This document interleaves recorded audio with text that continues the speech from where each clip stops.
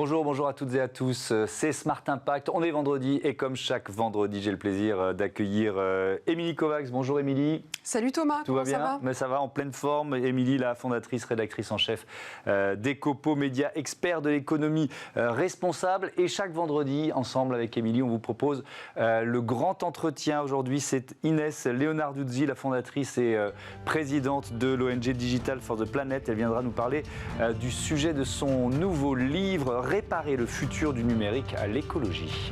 Elle participera ensuite à notre débat qui tentera de répondre à cette question: comment concilier écologie et numérique? Et puis dans Smart Ideas, vous découvrirez Samuel Olichon, le fondateur d'Another Way, une marque de produits zéro déchet dont le siège est situé à Marseille. Voilà, c'est le grand entretien, c'est tout de suite.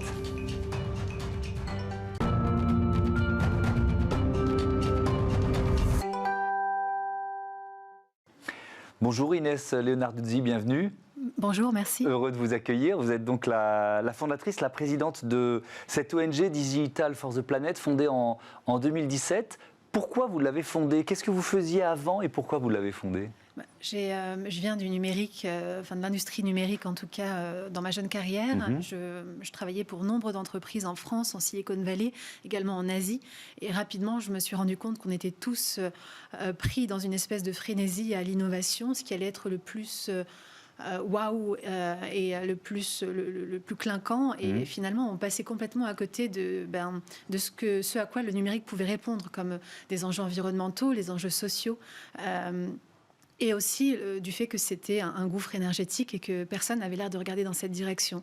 À part des experts qui en parlaient entre eux finalement et dans des revues, dans de la littérature très spécialisée, c'était un sujet qui ne débordait pas vers les citoyens ou en tout cas dans les instances politiques. Et j'ai trouvé qu'il manquait quelque chose là et c'est comme ça que Digital for the Planet est né. Vous identifiez 3 types de pollution numérique, c'est ça? Vous pouvez nous expliquer? Oui, tout à fait. Alors évidemment, j'ai commencé à m'intéresser par la pollution numérique très environnementale, donc atmosphérique. Et puis rapidement, j'ai réalisé qu'on ne pouvait pas l'endiguer sans traiter 2 autres types de pollution numérique qu'on pouvait théoriser très, très légitimement, qui sont la pollution numérique intellectuelle, dans la manière dont le numérique désincarné impacte nos capacités cognitives et notre rapport à l'intelligible, et puis la pollution numérique sociétale, ou comment le numérique, quand encore une fois il est désincarné, peut s'attaquer au fondement de notre société, comme par exemple le vivre ensemble, la haine en ligne, l'exacerbation la polarisation des extrêmes, ou le rejet de l'autre, tout ça. Justement, du coup, pour polluer dans le numérique, pour moins polluer dans le numérique, selon vous, il s'agit déjà d'éduquer, c'est ça, le grand public, les entreprises, les enfants?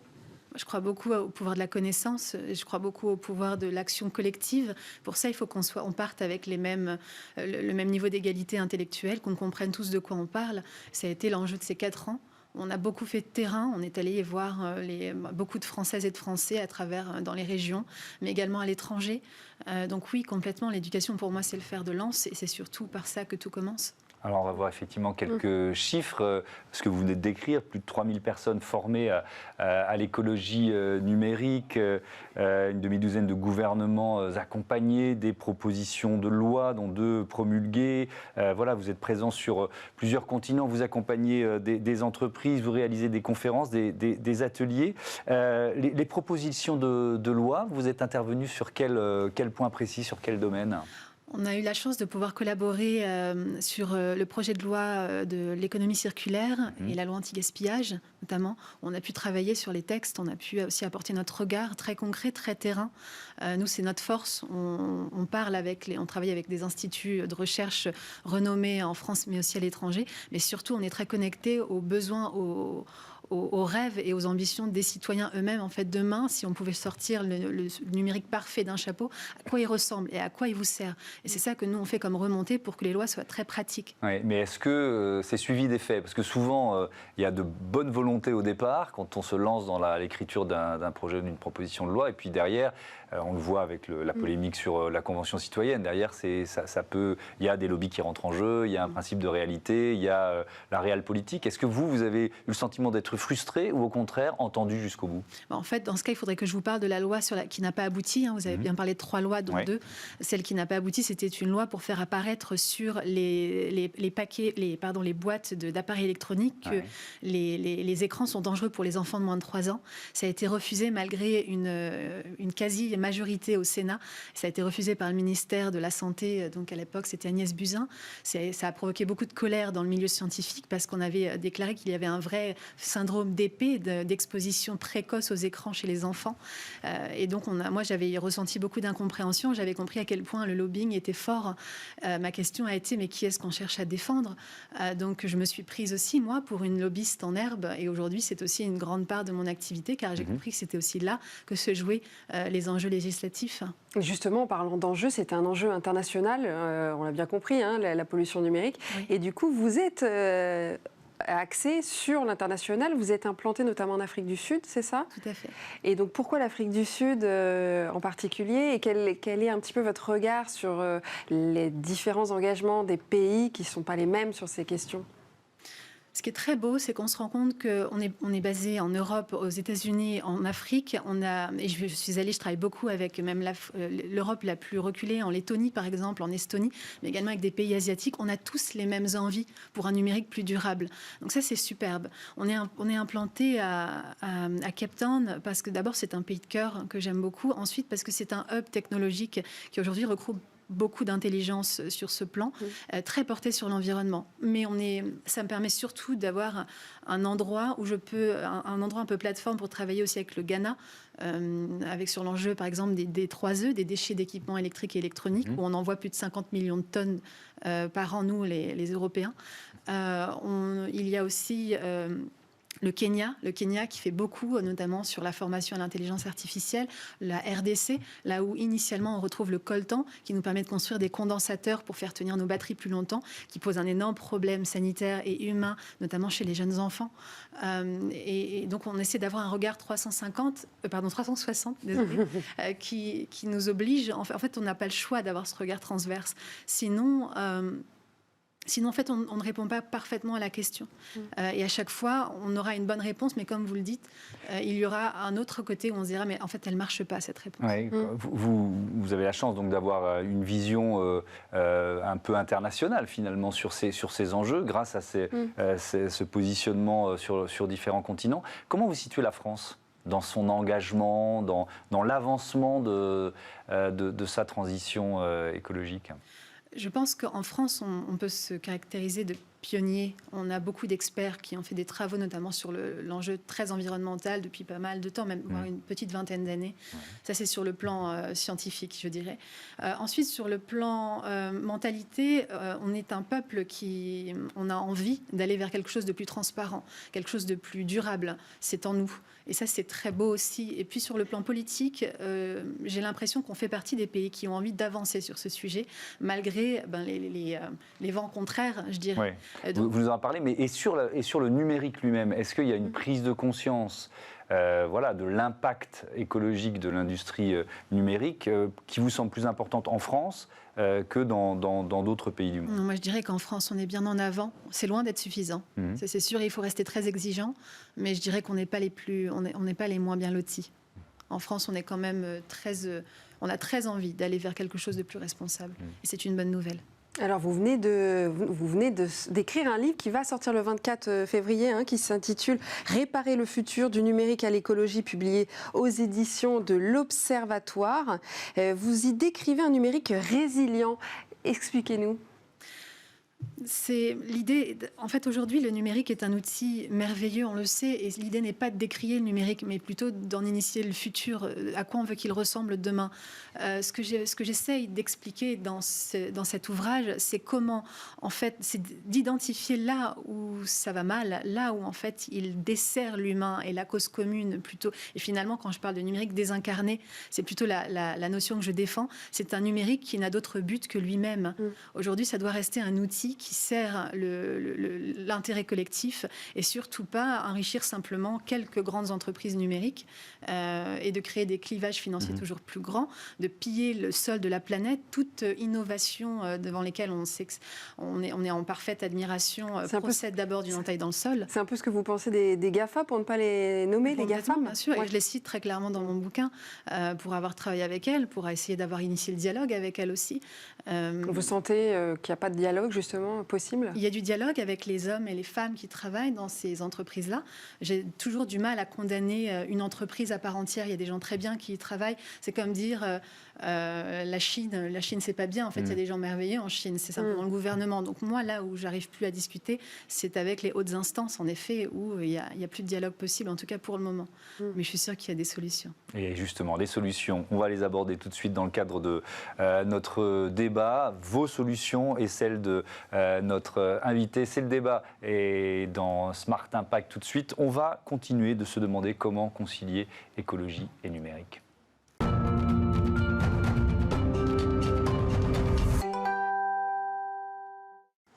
Peut-on parler de numérique écologique ? J'entends vos rires étouffés. Eh bien, vous avez tort, parce que nous avons deux personnalités qui en sont convaincues.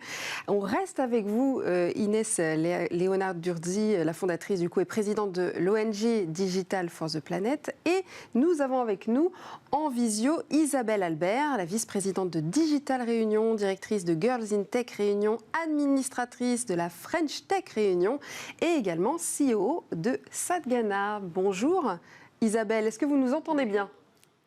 C'est parfait, merci de me recevoir. Bonjour, bienvenue à vous.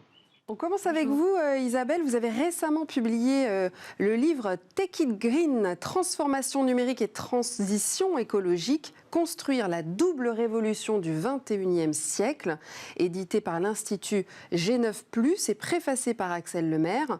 Pour vous, l'un ne va pas sans l'autre, et pourquoi ?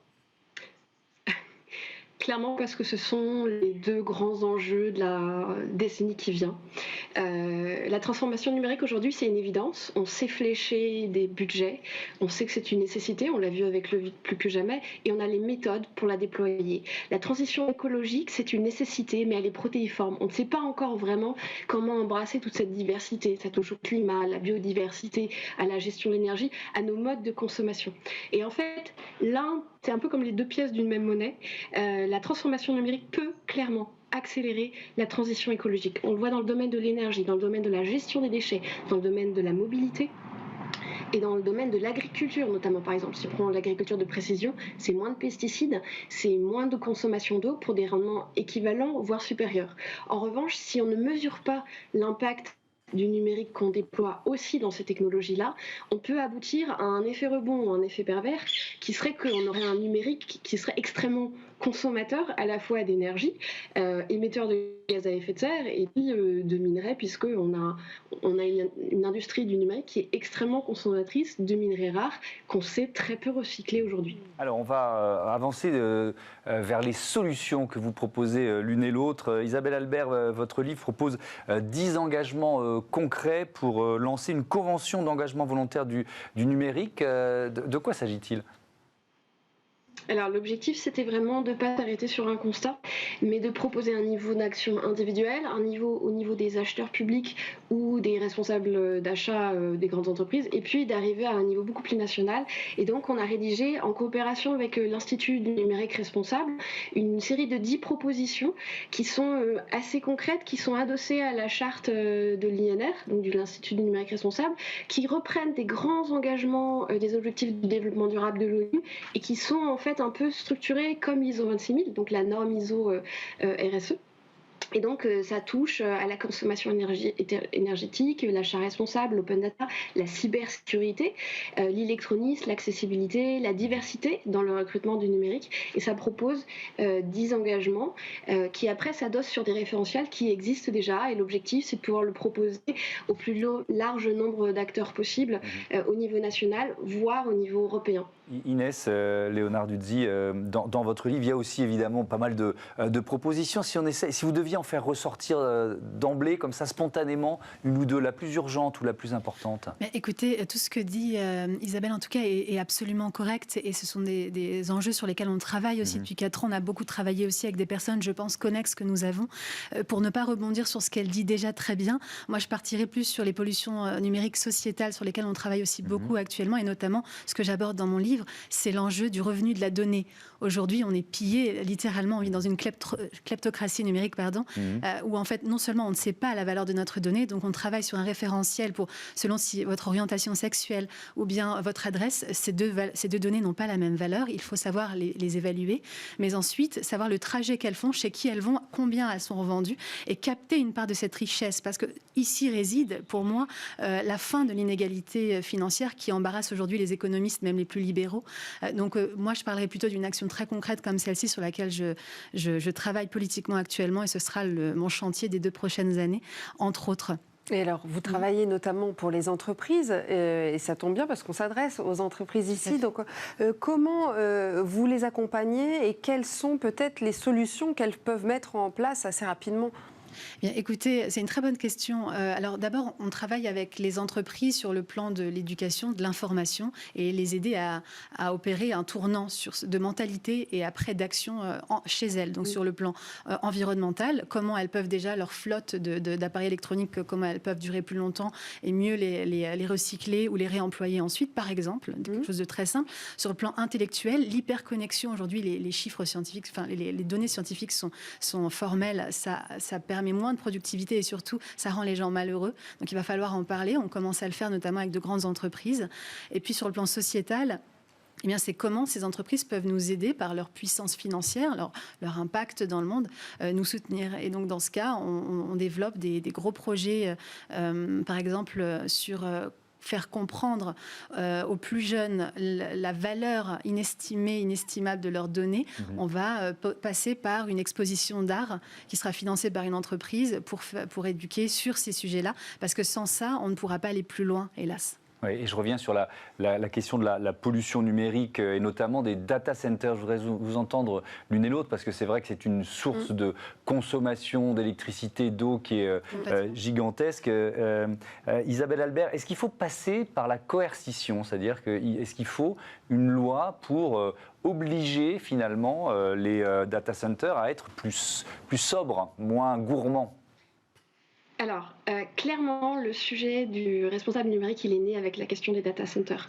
Aujourd'hui, il faut savoir qu'il faut regarder beaucoup plus largement, parce que souvent on focalise sur les data centers, et en fait, c'est un peu l'arbre qui cache la forêt. Un des grands enjeux, notamment, ça va être la durée de vie de nos terminaux. Grosso modo, 70% de l'empreinte écologique du numérique en France, c'est la fabrication de nos terminaux. Donc, ça veut dire concrètement que si vous gardez votre téléphone plus longtemps, et que si on le fait collectivement, puisqu'il y a presque un smartphone pour 2 personnes en France qui dorment dans des tiroirs, on aura déjà compensé cet impact que vous mentionnez sur le data center. Alors oui, bien sûr, il y a des enjeux sur leur consommation énergétique, notamment côté refroidissement.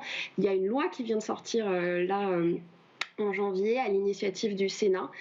Et donc, il y a un certain nombre de mesures qui sont en train d'être mises en œuvre, que ce soit côté data center, mais qui soit aussi sur la formation, qui soit sur la vidéo en ligne, parce que c'est aussi un des enjeux qu'on ne met pas assez en avant. Pardon. Il faut la coercition ou pas? Parce que parfois, on peut avoir le sentiment qu'il ne faut pas passer par... Pardon, Isabelle, je pose la question à Inès, Léonard Duzzi.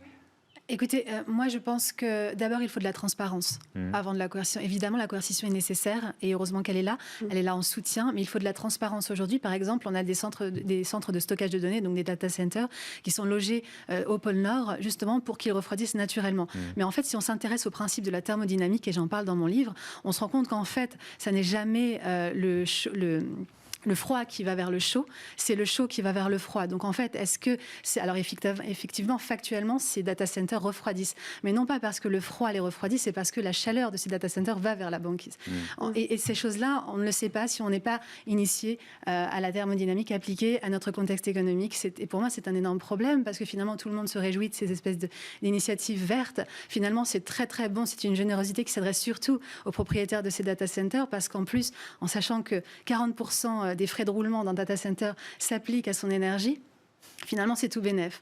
Donc moi, je penserais d'abord qu'on exige de la transparence de la part de ces propriétaires pour qu'on puisse se rendre compte de parfois l'aberration de ce qu'on est en train de faire et de vivre et de pouvoir du coup réagir dans le débat public. Est-ce que la pollution numérique va être plus importante avec l'arrivée de la 5G notamment, l'arrivée des vidéos en 8K? C'est des choses qui sont très très lourdes. Donc est-ce qu'on n'est pas à un point là où il faut vraiment agir tout de suite pour essayer de limiter la casse? Là où il va falloir agir tout de suite, c'est sur le premier point d'impact avec la 5G, ce sera le renouvellement de la flotte des appareils électroniques. Et là, il va falloir se contrôler, il va falloir raisonner, réfléchir à la manière dont on achète. C'est pour ça que je m'applique au-delà du pouvoir d'achat, c'est le savoir d'achat. Qu'est-ce qu'on achète pour se rendre compte et se dire mais est-ce que c'est nécessaire? Moi, ce qui va me déranger, c'est plutôt l'effet Joule qui va se produire entre le fait qu'on peut naviguer beaucoup plus vite et consommer beaucoup plus de données avec des appareils qui, par ailleurs, ont fait beaucoup de mal à la planète, pour le dire de façon très simple. On peut les réparer. C'est vrai qu'il y a de plus en plus de sociétés qui se créent pour réparer justement les appareils électroniques. L'idéal, ce serait ça. Ce serait de faire de l'économie circulaire numérique, de récupérer. On est riche de nos poubelles. Isabelle le disait très bien. On a près de 80 millions de smartphones, apparemment, selon l'ADEME, qui dorment dans les tiroirs des Français. On pourrait récupérer ces appareils-là. Aujourd'hui, on a des technologies qui arrivent. En 4 ans, on a eu une amélioration de la technologie pour désallier ces métaux et ensuite les réemployer. Je pense qu'il faut favoriser et aider cette filière-là à se légitimer et à surtout à se déployer à plus large échelle. On va terminer avec un chiffre, une statistique. 2017, 77% des Français ignorent ce qu'est la pollution numérique. Aujourd'hui, c'est vrai que ce terme-là, il est rentré... Non, c'était en 2017, en 2017. Thomas. En 2017, j'ai dit. Là, on a compris que c'était aujourd'hui. Bon, alors on va la refaire. J'avais l'impression d'avoir dit 2017, mais bon, je vous fais confiance. Donc 2017, 77% des Français ignorent ce qu'est la pollution numérique, et aujourd'hui, il est un peu partout, ce terme-là. Isabelle Albert, est-ce que vous pensez, il nous reste une minute, on va terminer là-dessus, que le levier de la transformation, il est chez les chefs d'entreprise aujourd'hui, ou plus chez les politiques? Excellente question. Je pense qu'il faut aborder tous les axes. Les premiers qui ont été très actifs sont les associations. Ceux qui sont en train de révolutionner le marché, on l'a parlé de la réparation tout à l'heure, c'est aussi des startups comme Bark Market ou Zack qui vous proposent et qui rendent trendy le fait d'avoir un appareil reconditionné. Donc oui, c'est intéressant que pour la première fois, on ait vraiment le législateur qui se saisisse du sujet. Je pense que ça va être un accélérateur et il sera suivi de près par les entreprises qui doivent renouveler leur business model, si on dit les choses très ouvertement. Merci beaucoup, merci à toutes les deux. Je vais rappeler le titre de vos livres, Isabelle Albert, Take It Green, construire la double révolution du 21e siècle, c'est chez G9+. Et puis votre livre, évidemment, Inès Leonarduzzi, Réparer le futur du numérique à l'écologie, c'est aux éditions de l'Observatoire. Merci beaucoup à toutes les deux. Merci Inès, à bientôt sur Bismart. Tout de suite, une start-up à l'honneur, c'est Smart Ideas. Smart Ideas avec BNP Paribas. Découvrez des entreprises à impact positif.